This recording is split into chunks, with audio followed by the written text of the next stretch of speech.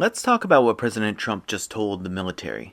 He said wages are rising at the fastest pace in 60 years, and that not only are grocery prices down, but so is gas and energy. And I get it. You might think that kind of message lands well if you forget that the people you're talking to have to live in the real world. You might think that because people are tired, they desperately want to believe things are finally turning around and ignore their actual lived experience. Not to shock you, but when we check the actual data, not from some blog, but from the government's own sources, the story's more complicated. Let's start with wages. So it is true that they are going up. Average hourly pay is up about 3.7% from a year ago. And a separate measure called the Employment Cost Index shows wages and salaries rising 3.9%. But although Trump claims inflation is defeated, you and I know that inflation's still hanging around, loud and proud. So when you factor in what your paycheck actually buys, real wages are only up about 0.7%.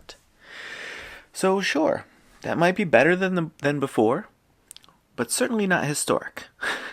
In the 1970s and again during the pandemic recovery, nominal wage growth was higher. But back then, inflation was even hotter. So even when paychecks got bigger, buying power didn't. So just no, we're not seeing the fastest wage growth in 60 years. And next up, let's check on an old-fashioned word, groceries. Trump said prices are down, of course, but the latest consumer price index shows food at home costs are still rising. They're up 2.7% over the last year. And some items like meat and eggs and drinks are up over 5%. Now sure, that is slower than the spikes we saw in 2022, but the price level? That's still higher. It's like saying the storm has passed when your roof is still leaking from the fallen tree that's still punching a hole through it. Now, onto a newfangled word, gas. This one's a bit more nuanced, actually. Gas prices today are about 6 cents lower than they were a year ago.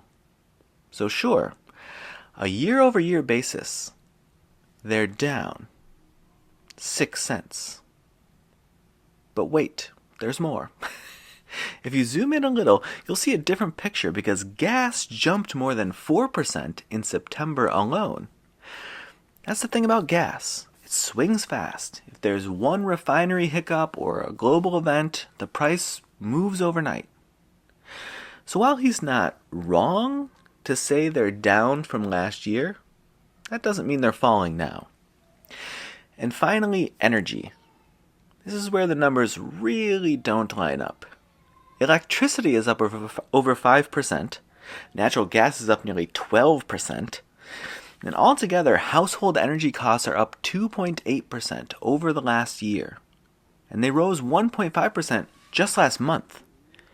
Gasoline is the only part that's slightly lower, but the stuff that powers your home, like the lights and the heat and the appliances, that's gotten more expensive.